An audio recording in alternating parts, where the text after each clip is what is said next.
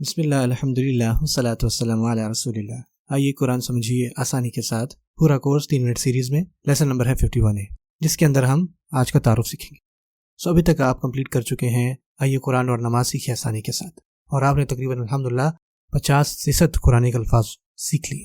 لیکن اس کے ساتھ ساتھ ایک اور بھی بات ہے کہ اگر آپ سورۃ البقرہ سے شروع کریں تو پھر آپ کے پاس صرف 3 نئے الفاظ ہوں گے ہر لائن کے حساب سے۔ مثال کے طور پہ اس کورس کے جو آبجیکٹیوز ہیں وہ یہ ہیں کہ ہم پہلے 5 پیجز پڑھیں قرآن مجید کے آنے والے نیکسٹ 50 کلپس میں، جس کے ساتھ مزید 50 گرامر کے بھی کلپس ہوں گے۔ اگین اپروچ سیم ہوگی، 51A 52A 53A اس کے اندر قرآنک ورسز ہوں گی، اور 51B 52B اور 53B ان کے اندر گرامر ہوگی۔ اور دوسرا آبجیکٹیو یہ ہے کہ 80% قرآنی الفاظوں کو سیکھنا، اور وہ بھی ہوگا ان 5 پیجز کو ختم کرنے کے بعد۔ چھٹے پیج سے آنورڈ آپ کے پاس صرف نئے 2 الفاظ ہی ہوں گے جو آپ پر لائن دیکھیں گے۔ تیسرا آبجیکٹیو یہ ہے کہ پوائنٹرز اور فریزز جو ہیں ہم سیکھیں تاکہ ہم آسانی سے یہ چیزیں سیکھ سکیں۔ اس کورس میں ہم پہلے 5 پیجز پڑھیں گے، اور ہر جو پیج ہے وہ تقریباً 4 پارٹس میں ہم اس کو ڈیوائڈ کریں گے، اور جو ہر پارٹ ہے اس کو ہم ایک پوائنٹر کے ساتھ ریپرزینٹ کریں گے۔ اور جو پوائنٹر ہے ہو سکتا ہے اس میں ایک سے زیادہ ٹاپک ہو۔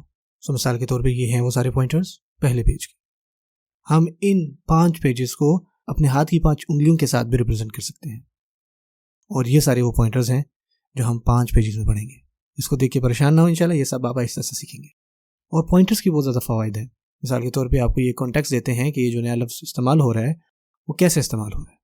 یہ آپ کو ہیلپ کرتے ہیں کہ آپ اس پیج میں جو سبجیکٹ ہے اس کو ویژولائز کر سکیں، اور اس سے قرآن مجید کو حفظ کرنے میں بہت آسانی ہوتی ہے۔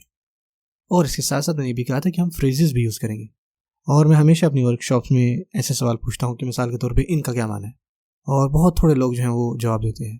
لیکن جب میں پوچھتا ہوں کہ انشاءاللہ کا کیا معنی ہے تو بہت سارے لوگ جو ہیں وہ جواب دیتے ہیں۔ یعنی معنی یہ ہے کہ ان کو جواب پتہ ہوتا ہے، لیکن اگر کسی جملے یا فریز میں وہ بات ہوتی ہے تو وہ سمجھ پاتے ہیں، اکیلے میں نہیں۔ اور اگر ہم اسی طرح ووکیبلری سیکھیں نا تو بہت آسان ہو جائے گا ہمارے لیے۔ بجائے کہ آپ ان یعنی اگر، شاء، چاہا یہ یاد کریں، آپ انشاءاللہ کا معنی یاد کر لیں کہ اگر اللہ نے چاہا۔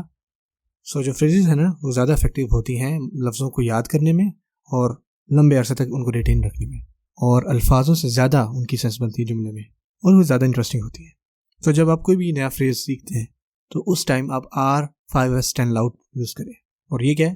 ریلیکس، یوز 5 سینسز، اور ایٹ لیسٹ 10 سیکنڈ اسپینڈ کریں ہر نیو فریز کے اوپر، اور اس کو اونچا پڑھیں۔